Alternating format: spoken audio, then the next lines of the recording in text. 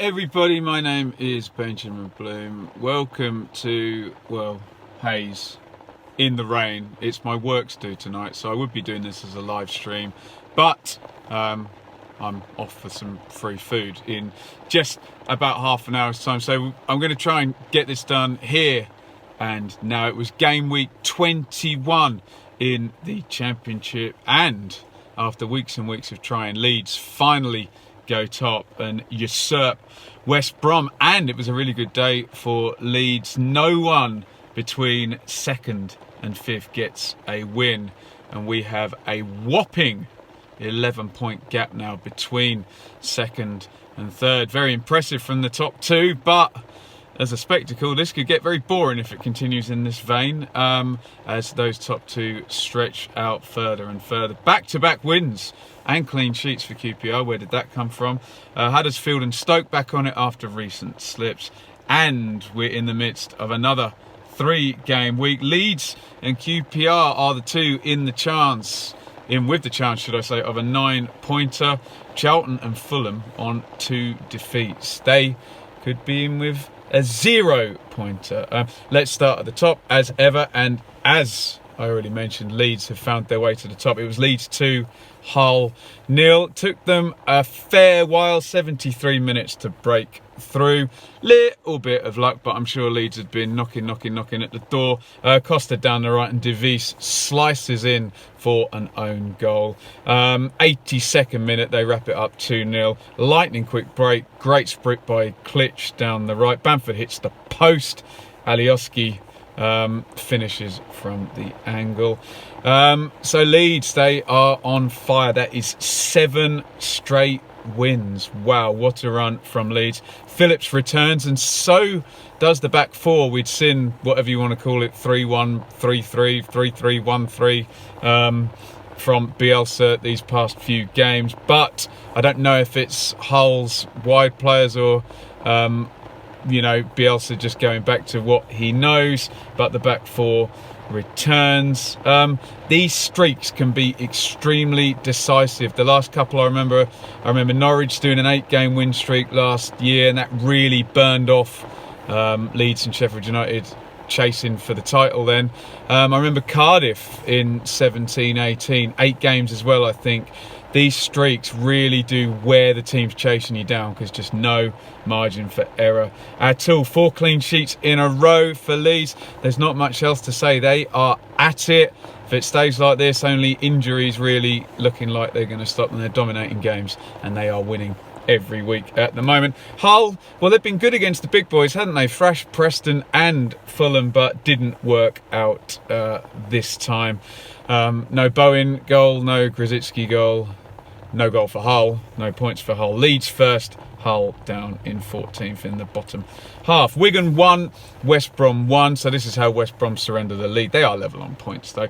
Morsey with a long ranger for Wigan. That bounces off the post and in off Sam Johnston's back. 59, Jones has an aberration in the Wigan goal. Picks up a back pass, not too clever. Indirect free kick, tapped to Austin, and he steers it quite cleverly into the corner. So West Brom blink first in this mad sprint that them and Leeds are having, but big picture, they're in absolutely brilliant form. The points per game is superb for both Leeds and West Brom, 46 in 21 games, 2.19 points per game. And we did have a bit of rotation from Slaven Bilic. Townsend, Kravinovic, Edwards, Austin all hadn't been starters, so they've got the point. He's rested a few players up before Christmas and prevented them having to play a 3-game week. So looking good for West Brom. They're joint top, and they're both way clear, as I've said. Wigan need wins, but perhaps this is the start of them becoming hard to beat at home, which had dropped off as they've gone into the bottom two. Big picture though, they need wins. 9 without a win, Wigan. West Brom second, Wigan 23rd. Preston end their losing streak. Preston 2, Fulham 1. Maguire spins and fires home from a corner. Adoy jumps into Bauer and gets himself sent off on 28 minutes. You'd think that was it, game over, but Rafferty then gets himself sent off. 2 games this game week with double red cards, so 10v10. However, Preston get their noses further in front. Nugent scrambles in a second on 52. Mitrovic scores, I think, his 16th of the season. Deflection from 20 yards. He doesn't need any help, for goodness sake, but he makes it 2-1. But Preston last out and get the win. Second straight defeat for Fulham. Not good. No Kearney in central midfield. Brian obviously gets smashed and limps out at left back. Probably doesn't help either. And the big picture here is that the top two have streaked away, even though Fulham had a 4-game win streak themselves. If you lose 2 on the trot while those 2 are at it up the top, you are going to fall further behind, and it looks a long way already for Fulham. Preston, huge boost here. Terrible run of 4 defeats on the trot. No goals in that time. This one puts them back into the top 6. Need to look to pick up after injuries and defeats ahoy since this last international break. Still looks good though. They're in 6th. Fulham 3rd. Preston in 6th. Bristol City also allowing Leeds and West Brom to put more points on them. They lose 2-1 at home to Millwall. Wallace scores from absolutely nothing. He's just kind of slid into the channel on the right hand side, cuts inside, somehow finds the near post. He's on fire, Jed Wallace. Not Liam Cooper, Jake Cooper, excuse me, heads in, towering header, his first of the season for 2-0 on 70. O'Dowda squeezes one in for 2-1, but Millwall and Gary Rowett last out. Bristol City come a cropper here, missed the chance to go clear in 3rd place at home. The attacking 4-4-2 with Brownhill down the right brings them back-to-back victories, including over direct rivals Fulham, but they could not follow up when the chance was there, begging for them. Only the 2nd home defeat of the season. Still looking good, and I don't want it to be, but it could be that a lot of these teams are just going to be playing for the playoffs and staying in there, in which case 3rd to 6th, it doesn't matter where you finish, you're still going to be in the playoffs, doesn't it? If those top 2 places are going to get locked up like they think they might. Tremendous win for Millwall, however. They've been very, very draw heavy with 3 in a row, but they're not losing. 12 points in the last 6 now, and excellent win this one. 15 in 8 in total under Rowett, which is very, very strong. Just outside the top half, trying to catch up the sort of poor form of earlier in the season. Bristol City 4th, Millwall 13th. Forest, they don't win either. 1-1 with Borough. Cash crosses for Yates to nod home. McNair gets the equaliser from the spot, and that big 4-0 I saw at QPR for Forest turns out to be the only win in the last 5 games, and 5 points in the last 5 isn't exactly playoff form for Forest. They've tucked back into 5th spot, and everything between 3rd and 12th separated by just 4 points. Still, as I say every time, game in hand coming up for Forest against Reading. If they're in the mix for that 3rd place spot, then maybe it could be vital, but seems like another one of these teams that gets there and drops down, gets there and drops down. Borough, only 1 defeat in 6 now for Jonathan Woodgate. 2 wins in that time. 9 points, 1.5 points per game over the last 6 games. Very big rise compared to 3 points in the previous 8 games. Signs of improvement for Borough in terms of the points going on the board, and a 4-point gap over them and the bottom 3. Forest 5th, Borough 20th. It was Brentford 2, Cardiff 1, just down the road here in West London. Ben Rama, disgusting assist for Mbuemo here. Pirouettes around Pack and then plays it through on the run. Brilliant goal. Watkins scores yet another header. How many is that for him this season? They all questioning, can he be a number 9? He seems to score a header every single week. Tomlin rolls the free kick to Pack. Brilliant 25-yard in off the post from him to make it back to 2-1. But Brentford get the win. Inconsistent as ever, Brentford. They come up against a really in-form Cardiff team under Neil Harrison. Of course, they get the win. 7 wins in 10. So there have been those 3 defeats in there. It was 3 defeats in 6, in fact. But the points are accruing very nicely for Brentford. 7th place again. 1 point off the playoffs. We've said this before. They seem to get there and then drop down again. So can they get in this time? Ward started up front for Medine. Medine had been the guy for Harris so far. No joy though, and Cardiff the first defeat under Neil Harris. Still 10 points from 5 games under the new boss. It has been a great start. Only down to 9th now after 3 straight wins. Sets them up in that chasing pack. Brentford 7th, Cardiff 9th. Derby 1. Sheffield Wednesday 1. Horrible goal. Derby trying to play out from the back. I think it's Forsyth gets caught out. Bannon slides it straight through to Fletcher. If you're playing Sheffield Wednesday, don't give it to Bannon and then don't let him give it to Fletcher, because that seems to be their route to goal over and again this season. Fletcher opens to scoring. 82, Marriott wins the penalty and Chris Martin sticks it home for the equaliser. Odebajo gets sent off in the 90th minute. There, it's him who conceded the penalty as well, so double yellow for him late on in the game there. Wednesday, they continue to be hard to beat. Only 2 defeats in 11, but 5 draws in that time. He explains why they are not in the top 6 and just outside. That said, 8 points in the last 4 is 2 points per game. So Wednesday looking good. Derby, well, it had been home wins, away defeats. It's now home draws for the last 2 and away defeats.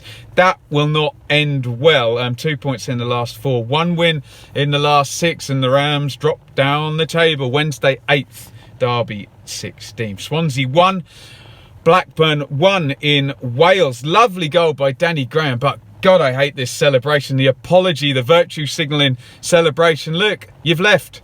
You've gone. It's your job. Score. You cannot celebrate, fine, but don't apologise. What are you doing? Deary me.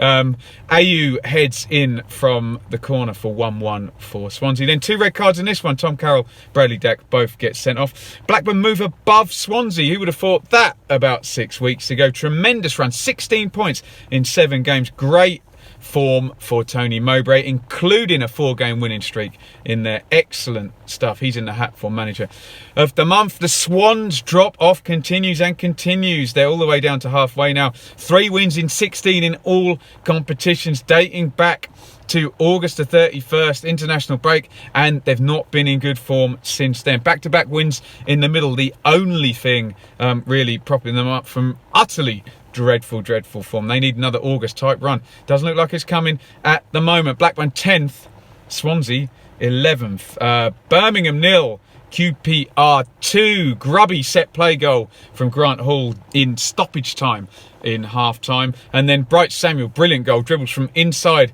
his own half all the way into the box and slams it home with the left foot.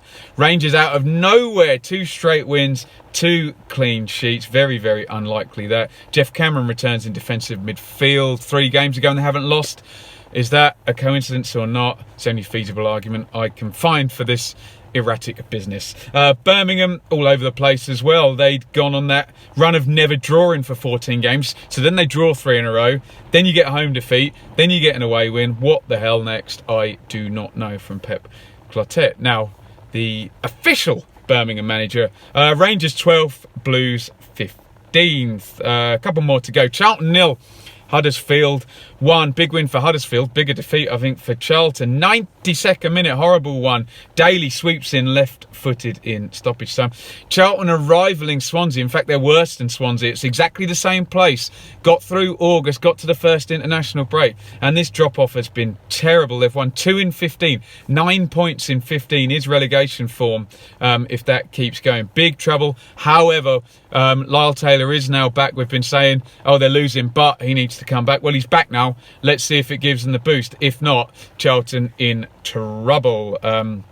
I know he's not the only injured player there, as a caveat. They need some points though, however many players are out injured. Huddersfield, much needed win. They've been quite streaky under the Cowleys. We had the 2 defeats to start with, then 14 points in the next 6 was happy days, then no win in 5.